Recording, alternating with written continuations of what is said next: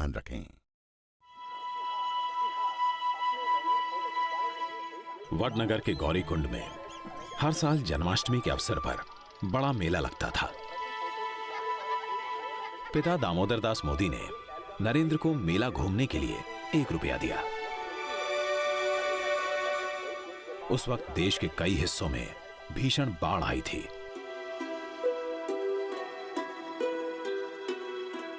नरेंद्र ने दोस्तों से बात की और सबसे 1-1 रुपया लेकर मेले में चाय का स्टॉल लगा लिया। अपने घर से स्टोव और बर्तन ले आया। चाय बनाना तो वो जानता ही था।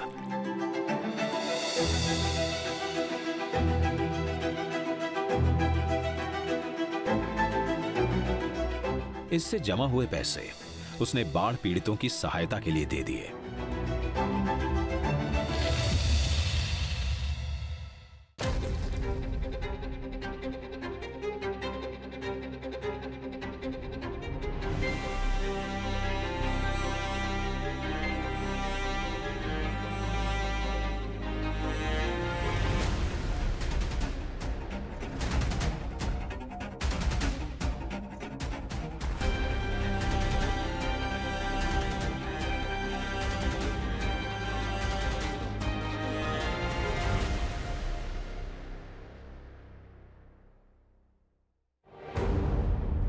साल 1973, अहमदाबाद के एलडी इंजीनियरिंग कॉलेज का हॉस्टल।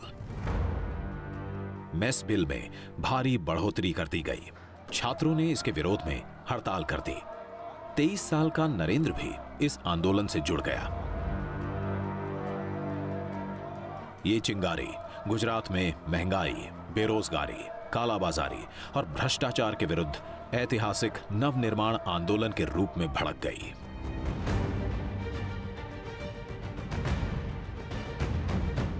खास तौर पर युवाओं ने यूनिवर्सिटी में यह आंदोलन का केंद्र बना दिया। उस वक्त स्लोगन था, अगर सच कहना बगावत है तो समझो हम सब बागी है। जयप्रकाश नारायण जिंदाबाद, संपूर्ण क्रांति जिंदाबाद। नवनिर्माण आंदोलन ने गुजरात में चिमनभाई पटेल की कांग्रेसी सरकार को उखाड़ फेंका। इंदिरा सरकार तक हिल गई। नवनिर्माण के बाद चुनाव हुआ तो पहली बार गैर कांग्रेसी सरकार बनी, जनता मोर्चा बना, बाबूभाई जसभाई पटेल मुख्यमंत्री बने। जल्द ही एक और बड़ा राजनीतिक भूकंप आने वाला था। 12 जून 1975, इलाहाबाद हाईकोर्ट के जज जस्टिस जगमोहन लाल सिन्हा ने इंदिरा गांधी के रायबरेली से सांसद के तौर पर हुए चुनाव को रद्द कर दिया। इंदिरा गांधी 1971 में हुए चुनाव में सरकारी तंत्र का दुरुपयोग करने की दोषी पाई गईं। इलाहाबाद हाईकोर्ट के फैसले को इंदिरा ने सुप्रीम कोर्ट में चुनौती दी। देश की सबसे बड़ी अदालत से भी उन्हें खास राहत नहीं मिली। 25 जून 1975 की रात इंदिरा गांधी ने पूरे देश में इमरजेंसी लगा दी। भाइयों और बहनों, राष्ट्रपति जी ने आपातकाल की घोषणा की है। राष्ट्र की अखंडता के लिए कठोर कार्रवाई करना जरूरी है। मैं आपको ये विश्वास दिलाना चाहती हूँ कि इस नए आपातकाल की घोषणा से कानून प्रिय नागरिकों के अधिकारों पर किसी प्रकार से असर नहीं पड़ेगा और नागरिकों के मौलिक अधिकार छीन लिए गए। प्रेस पर सेंसरशिप लाद दी गई। अखबारों को सरकार के खिलाफ एक भी शब्द लिखने का अधिकार नहीं था। उस वक्त टीवी नहीं था, ज्यादातर प्रिंटिंग प्रेस था, उसके माध्यम से मीडिया चलता था। तो शाम को आपका जो न्यूज़पेपर बना हो वो पुलिस स्टेशन में दिखाना पड़ता था। उसमें से अगर इंदिरा गांधी के खिलाफ कुछ है तो निकालना पड़ता था, कांग्रेस के खिलाफ कुछ है तो निकालना पड़ता था। विपक्ष के बड़े नेताओं के साथ लाखों की तादाद में आम लोग गिरफ्तार किए गए। 25 जून 1975 का दिन भारत के इतिहास में एक कलंक दिन के रूप में याद किया जाएगा। इमरजेंसी के काले दौर में 25 साल का युवा नरेंद्र भी लोकतंत्र बचाने की लड़ाई में शामिल हुआ। पुलिस नरेंद्र को ढूंढ रही थी, लेकिन कभी साधु तो कभी सरदार बनकर वो लगातार अपना काम करता रहा। हम भावनगर कारागार में थे। मैं साधना साप्ताहिक का संपादक था और सेंसरशिप के खिलाफ लड़ा, इसलिए मैं वो कारागार में था। हम 1 साल रहे। उनको कुछ पूछना था तो वेश बदल कर आ गए वो जेल में। मुझे मिले और भी लोगों को मिले, तो ये उनका साहस का स्वभाव था। नरेंद्र गुजरात ही नहीं, गुजरात के बाहर से आए तमाम नेताओं की भी हर संभव मदद करता रहा।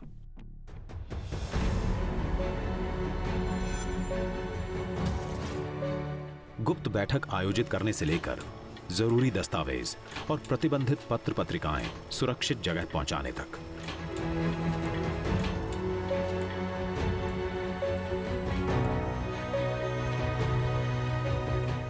जो काम है समाज में जागृति लाने का, यानी कि अलग अलग पत्रिकाएं जो होती थी, जो न्यूज़पेपर में नहीं आते थे सेंसरशिप के नाते, तो वो फैलाना, कई ऑर्गेनाइजेशन की जो गतिविधि चल रही है वो समाज में लाना और विदेश में पहुंचाना, ये सब कार्य करने वाले अंडरग्राउंड वर्कों में नरेंद्र भाई मुख्य थे।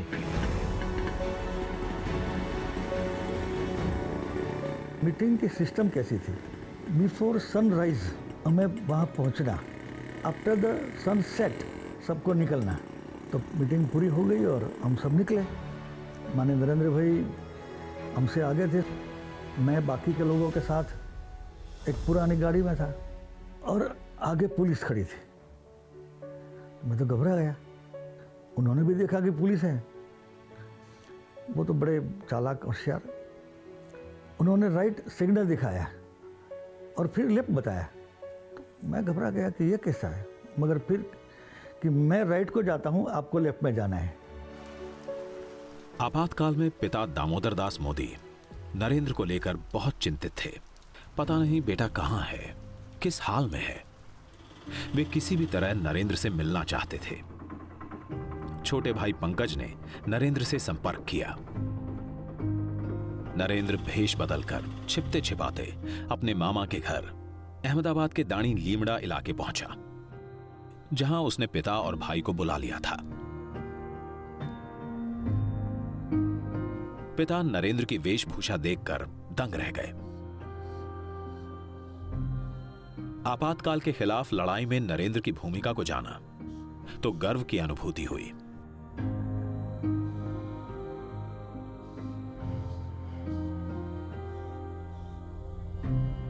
इमरजेंसी ने नरेंद्र को बड़ी भूमिका निभाने का मौका दिया। संघ के साथ ही गांधीवादी, साम्यवादी सभी विचारधाराओं को जानने समझने का अवसर मिला। संघ से जुड़े लोगों को गुप्त ढंग से जोड़ने का काम तो चलता ही रहा। अटल जी भी जेल में थे, अडवाणी जी भी जेल में थे और संघ के जितने लोग थे सब जेल में थे, बाला साहब जी भी। मगर ये लोगों के बीच में जो है पत्र व्यवहार के थ्रू पूरा जो जनता पार्टी का फॉर्मेशन के बारे में चर्चा होता था। 21 मार्च 1977 इमरजेंसी हटी, चुनाव हुए और केंद्र में मोरारजी देसाई की अगुवाई में पहली गैर कांग्रेसी सरकार बनी। उनके मंत्रिमंडल में वाजपेयी, आडवाणी जैसे जनसंघ के बड़े नेता भी शामिल हुए। Our decision is that you choose Morarji Desai.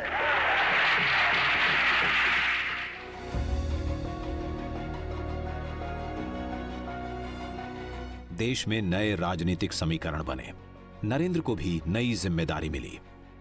उसे गुजरात से संबंधित आपातकाल का इतिहास लिखने को कहा गया।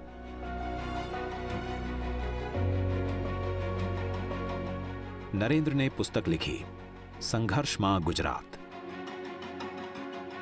तो इमरजेंसी में पूरा कार्य संघर्ष में कैसे चला, इसमें वेश बदल करना, अंडरग्राउंड लोगों को संपर्क रखना, कब कौन कहाँ सत्याग्रह करेगा और जेल में जाएगा, ऐसे अंडरग्राउंड नेताओं की जो बैठक होती थी उनकी भी व्यवस्था करना, ऐसे सब व्यवस्थाओं में नरेंद्र भाई का रोल एक बड़ा था, जो हम संघर्ष में गुजरात वो पुस्तक में काफ़ी कुछ पढ़ सकते हैं।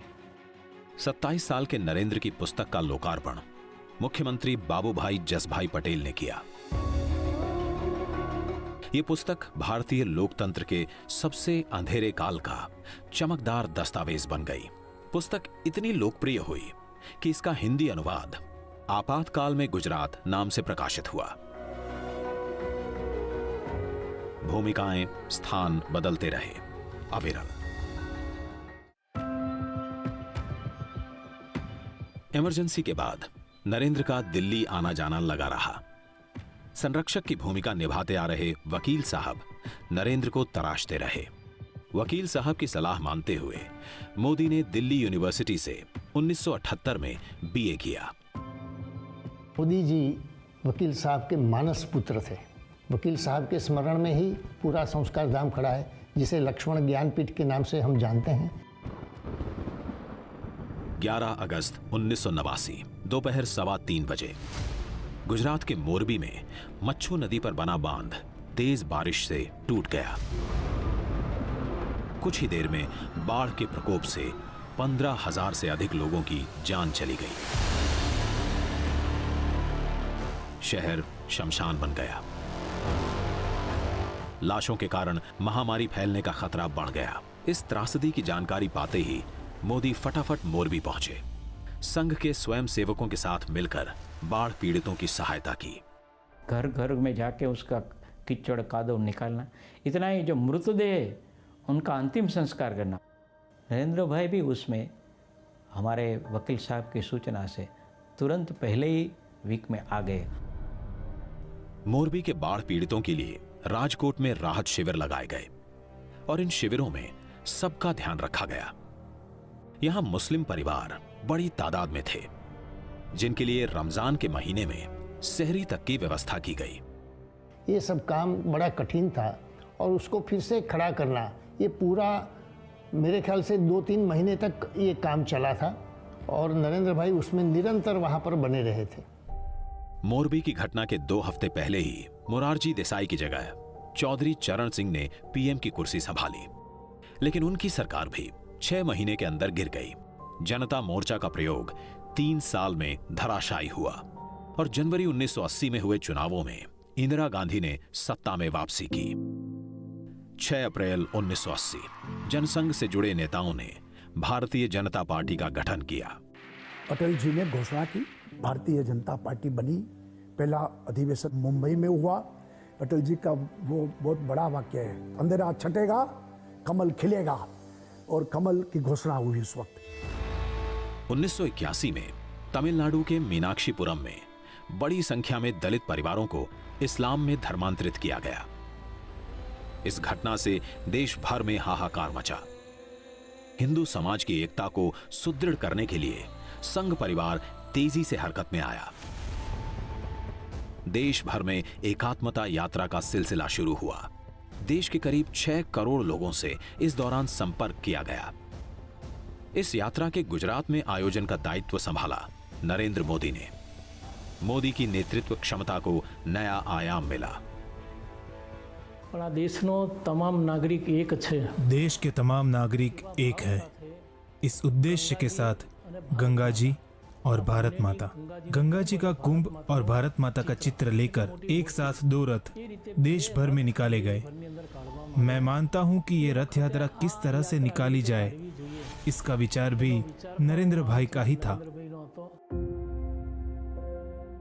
31 अक्टूबर 1984 को इंदिरा गांधी की हत्या से उपजी सहानुभूति लहर के कारण कांग्रेस को बम्पर जीत हासिल हुई। बीजेपी को सिर्फ 2 सीटें मिली। अगले ही साल गुजरात में विधानसभा के चुनाव हुए। कांग्रेस ने 182 में से 149 सीटें हासिल की। बीजेपी को महज 11 सीटें मिली। बीजेपी को मजबूत करने के लिए संघ से अच्छे प्रचारकों को पार्टी में भेजने का सिलसिला शुरू हुआ।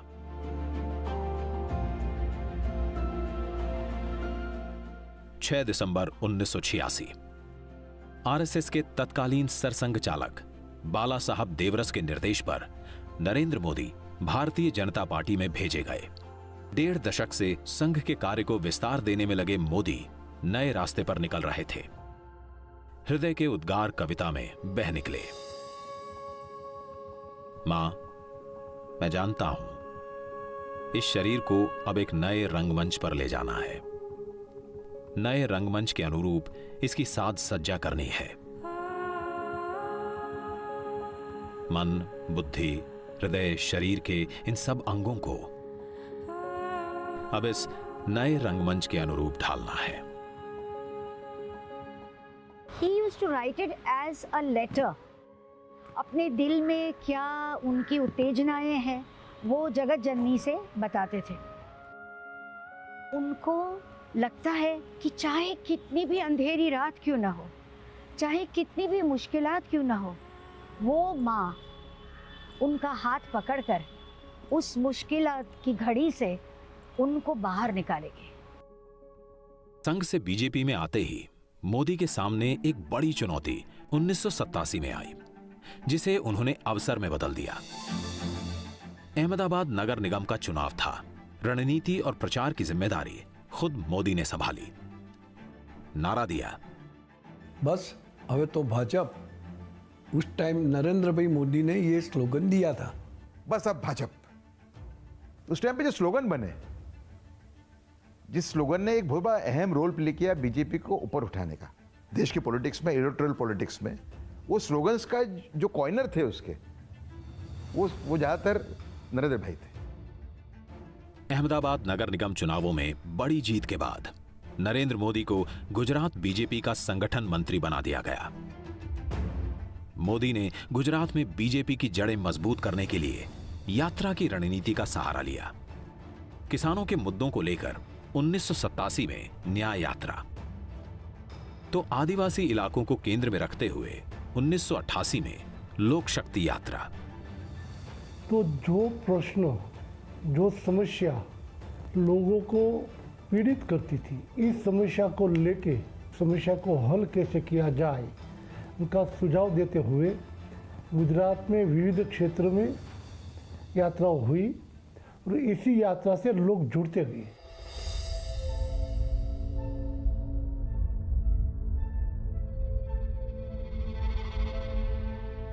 उन्नीस में ही मोदी एक और यात्रा पर निकले, भोले भंडारी के दर्शन के लिए कैलाश मानसरोवर यात्रा पर।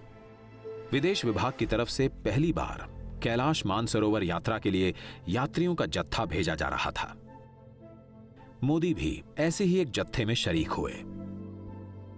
यात्रा से वापस लौटे तो सूचना मिली कि पिता दामोदर दास मोदी की तबीयत काफी खराब है। नरेंद्र तुरंत वडनगर पहुंचे। प्राण निकलने से पहले पिता मानो अपने कुमार का ही इंतजार कर रहे थे। बेटे से मुलाकात हुई और दामोदर दास मोदी ने सदा के लिए आंखें मूंद लीं। अगले ही दिन नरेंद्र नए पथ पर निकल पड़े, अविरल।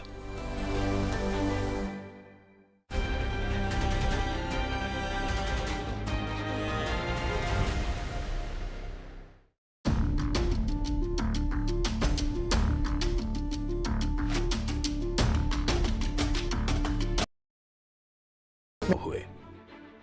गुजरात में जनता दल के साथ मिलकर बीजेपी ने चुनाव लड़ा। मोदी को अपनी रणनीतिक कुशलता दिखाने का बड़ा मौका मिला।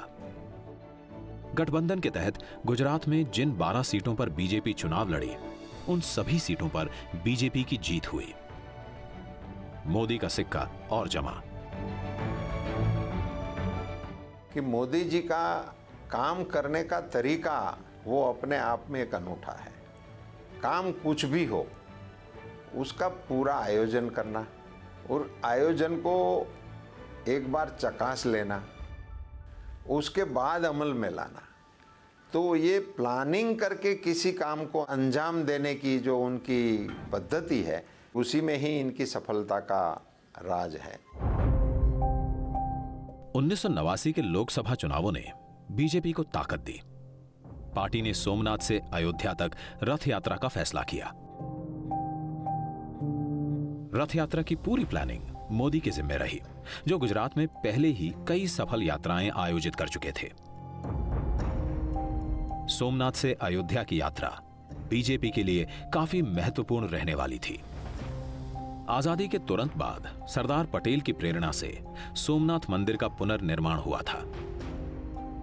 बीजेपी अपनी अगुवाई में भगवान श्री राम की जन्मभूमि अयोध्या में मंदिर निर्माण कराना चाह रही थी। रामलला के जन्म स्थान की उस जगह जहां के प्राचीन मंदिर को बाबर के सेनापति मीर बाकी ने तोड़कर बाबरी मस्जिद बनवा दी थी। रथ यात्रा के जरिए बीजेपी राम मंदिर के लिए जन समर्थन जुटाने की तैयारी कर रही थी। पार्टी का अपना जनाधार बढ़ना स्वाभाविक था। आडवाणी की यात्रा अपनी मंजिल तक पहुंच नहीं पाई, लेकिन साल भर बाद मोदी खुद एक बड़ी यात्रा पर निकले। बीजेपी के तत्कालीन राष्ट्रीय अध्यक्ष मुरली मनोहर जोशी के साथ उन्होंने कन्याकुमारी से यात्रा की शुरुआत की। इसे नाम दिया एकता यात्रा का। हमारी मांगे हैं 3, धारा 370 हटाओ, आतंकवाद मिटाओ, भारत देश बचाओ। उस वक्त कश्मीर में पंडितों की हत्या, उनकी बहु बेटियों के साथ बलात्कार, पलायन जारी था। घाटी में पाकिस्तान प्रायोजित आतंकवाद के खिलाफ पूरे देश को जगाने के उद्देश्य से थी मोदी की ये यात्रा। जिद ये कि जान रहे या जाए, श्रीनगर के लाल चौक पर तिरंगा फहरा कर रहेंगे। लाल चौक में पोस्टर्स लगाएं, दीवारों पे लिखा है, जिसने अपनी मां का दूध पिया हो वो श्रीनगर के लाल चौक में आए, आकर के भारत का तिरंगा झंडा फहराएं, और अगर वो जिंदा वापस जाएगा तो आतंकवादी से इनाम देंगे। आतंकवादी काम खोल करके सुन ले। 26 जनवरी को परसों, अब चंद घंटे बाकी हैं, लाल चौक में फैसला हो जाएगा किसने अपनी मां का दूध पिया।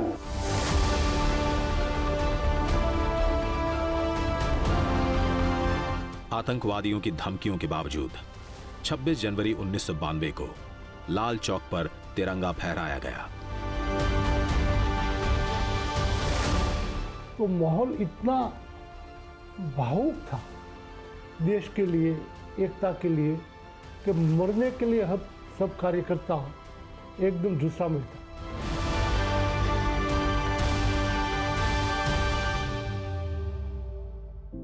छह दिसंबर 1992 अयोध्या में बाबरी मस्जिद का विवादास्पद ढांचा गिरा दिया गया। गुजरात में जनता दल और बीजेपी का गठबंधन टूटा। 1995 के गुजरात विधानसभा चुनावों में बीजेपी अकेले लड़ी। जबरदस्त जीत हासिल हुई। गुजरात में पहली दफा बीजेपी की अपनी बहुमत की सरकार बनी। जीत के पीछे थी नरेंद्र मोदी की रणनीति। BJP came to power with almost 2/3 majority in 1995. सबने सोचा कि शंकर सिंह वाघेला चीफ मिनिस्टर बनेंगे, उनकी भी आकांक्षाएं थी।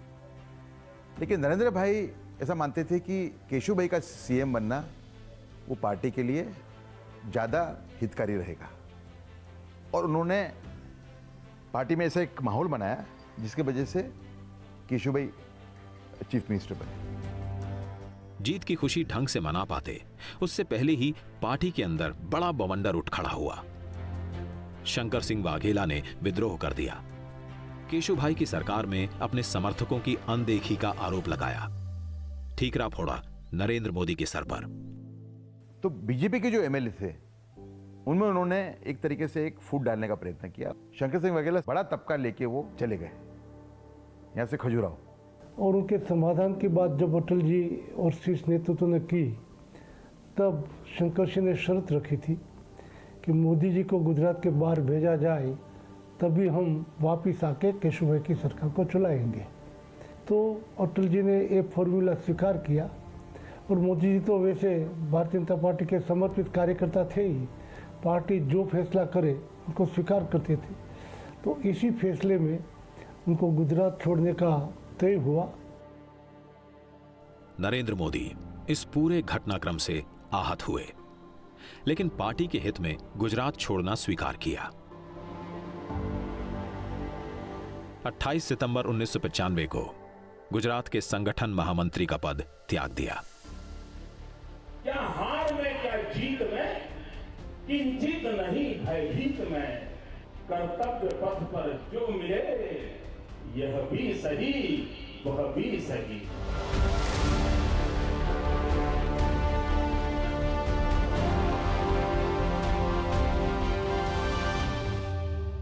तो मैं चला अंकल सब ठीक? बढ़िया।